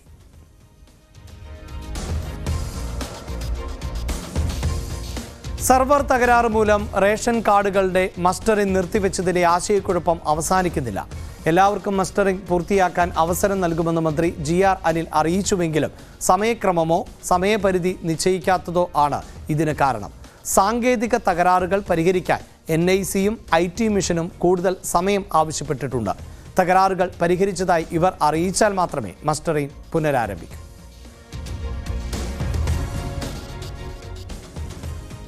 കണ്ണൂർ വിമാനത്താവളത്തിൽ 1.5 കോടി രൂപയോളം വരുന്ന സ്വർണം പിടികൂടി. ദുബായിൽ നിന്നും എത്തിയ കാസർഗോഡ് സ്വദേശി അബ്ദുറഹ്മാൻ, മുഹമ്മദ്, കോഴിക്കോട് സ്വദേശി റഫീഖ് എന്നിവരിൽ നിന്നുമാണ് 2.26 കിലോഗ്രാം സ്വർണം പിടികൂടിയത്. DRIക്ക് ലഭിച്ച രഹസ്യ വിവരത്തെ തുടർന്ന് കസ്റ്റംസും ചേർന്ന് നടത്തിയ സംയുക്ത പരിശോധനയിലാണ് സ്വർണം കണ്ടെത്തിയത്. തിരുവനന്തപുരം കാരയ്ക്ക മണ്ഡപത്തിന് സമീപം വാഹനാപകടത്തിൽ നിരവധി പേർക്ക് പരിക്ക്. നിയന്ത്രണം വിട്ട കാർ 3 സ്കൂട്ടറുകളിൽ ഇടിച്ചാണ് അപകടമുണ്ടായത്. വാഹനം ഓടിച്ചിരുന്നവർ ഇറങ്ങി ഓടി. വാഹനത്തിൽ നിന്ന് മദ്യം കണ്ടെത്തിയതായി പോലീസ് പറഞ്ഞു. കൂട്ടുകാരെ ഇടിച്ചിട്ട് പോയി. സംസ്ഥാനത്ത് കനത്ത ചൂട് തുടരുകയാണ്. പാലക്കാടും കൊല്ലത്തും താപനില ഉയർന്നു തന്നെ തുടരുമെന്ന് കാലാവസ്ഥാ നിരീക്ഷണ കേന്ദ്രം അറിയിച്ചിട്ടുണ്ട്. 2 ജില്ലകളിലും ഉയർന്ന താപനില 39 ഡിഗ്രി സെൽഷ്യസ് വരെ ആകും എന്നാണ് മുന്നറിയിപ്പ്. ആലപ്പുഴയിലും കോഴിക്കോടും ഉയർന്ന താപനില 38 ഡിഗ്രി വരെ എത്താനും സാധ്യതയുണ്ട്. പത്തനംതിട്ട, കോട്ടയം, തൃശൂർ ജില്ലകളിൽ ഇത് 37 ഡിഗ്രിയും, തിരുവനന്തപുരം, എറണാകുളം, കണ്ണൂർ ജില്ലകളിൽ 36 ഡിഗ്രി വരെയുമാണ്. ഉയർന്ന ചൂടിനൊപ്പം ഒറ്റപ്പെട്ട മഴയ്ക്കും ഇടിമിന്നലോടുകൂടിയ മഴയ്ക്കും സാധ്യതയുണ്ട് എന്നും കാലാവസ്ഥാ നിരീക്ഷണ കേന്ദ്രം മുന്നറിയിപ്പ് നൽകിയിട്ടുണ്ട്. വനിതാ പ്രീമിയർ ലീഗ് ചാമ്പ്യന്മാരെ ഇന്നറിയാം. കലാശപ്പോരാട്ടത്തിൽ ഡൽഹി ക്യാപിറ്റൽസ് റോയൽ ചലഞ്ചേഴ്സ് ബാംഗ്ലൂരിനെ നേരിടും. ഡൽഹി അരുൺ ജെയ്റ്റ്ലി സ്റ്റേഡിയത്തിൽ രാത്രി 7:30 മത്സരം. പ്രാഥമിക റൗണ്ടിലെ മികച്ച പ്രകടനത്തോടെ ഡൽഹി നേരിട്ട് ഫൈനലിൽ എത്തിയപ്പോൾ നിലവിലെ ചാമ്പ്യന്മാരായ മുംബൈ ഇന്ത്യൻസിനെ തകർത്താണ് ബാംഗ്ലൂർ ഫൈനലിൽ കടന്നത്.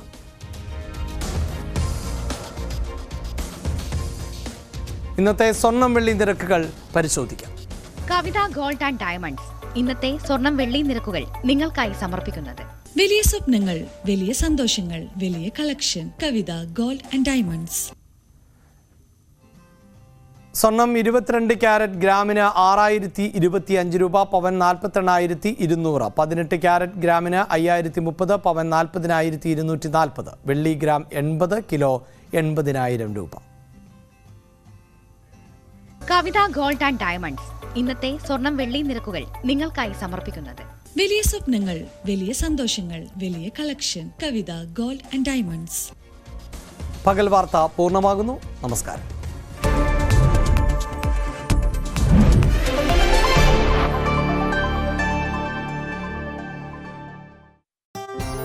മുന്നറിയിപ്പ്